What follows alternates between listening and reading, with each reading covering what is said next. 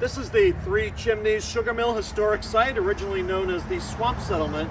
It's one of the, probably the second oldest British sugar mill in Florida. So let's take a closer look.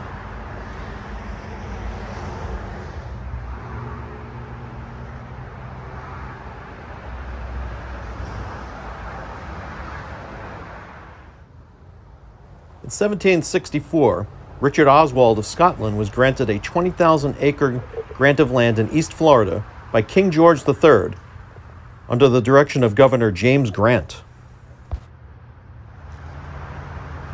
The sugar plantation was called the Swamp Settlement, named for its damp soil. Oswald had made his fortune in the slave trade beginning in 1748 and by supplying bread to English troops during the 7 Years' War. Richard Oswald had first established Mount Oswald at present-day Tomoka State Park in June 1765, but his effort failed due to a big freeze.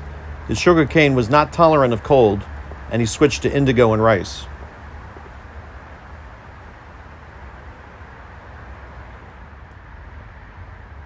An absentee landowner, Oswald established the Swamp Settlement in present-day Ormond Beach, Florida, located about 1 mile west of the Tomoka River.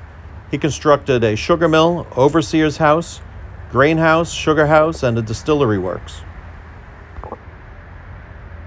The sugar mill was in operation from 1770 to 1783. The plantation was worked by 50 slaves.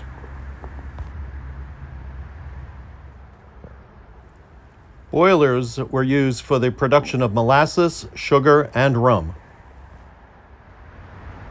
The sugar mill was constructed of brick, and the distillery was constructed of coquina block.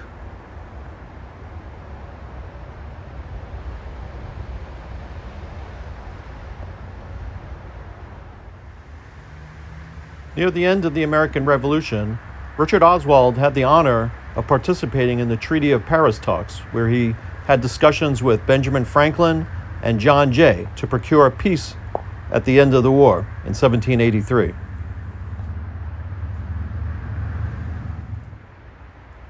Richard Oswald abandoned his plantation when East Florida was ceded to Spain in 1783. In 1803, Henry Young was awarded 850 acres by Spain, which included the Swamp Settlement's Three Chimneys sugar mill. Young abandoned the sugar mill in 1809 due to the fact that it was not profitable, and the mill thereafter deteriorated.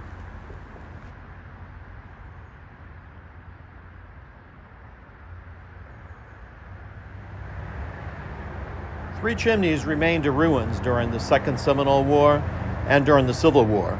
But later in the 20th century, it was operated as a tourist attraction by Billy Fegan from 1916 to 1921.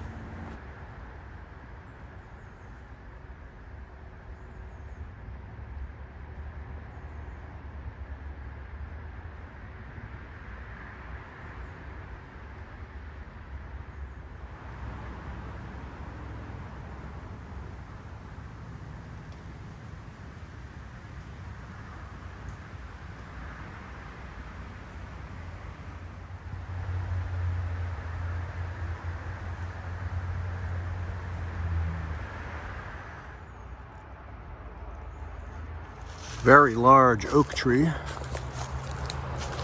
on the grounds.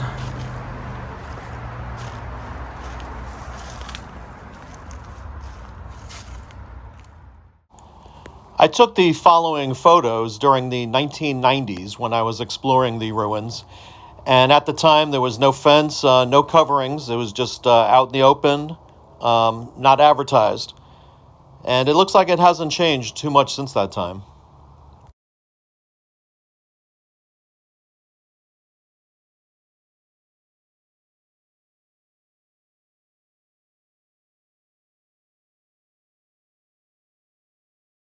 If you enjoyed this tour of the Three Chimneys historic sugar mill ruins, please click like, subscribe to our channel, and we will see you on our next adventure.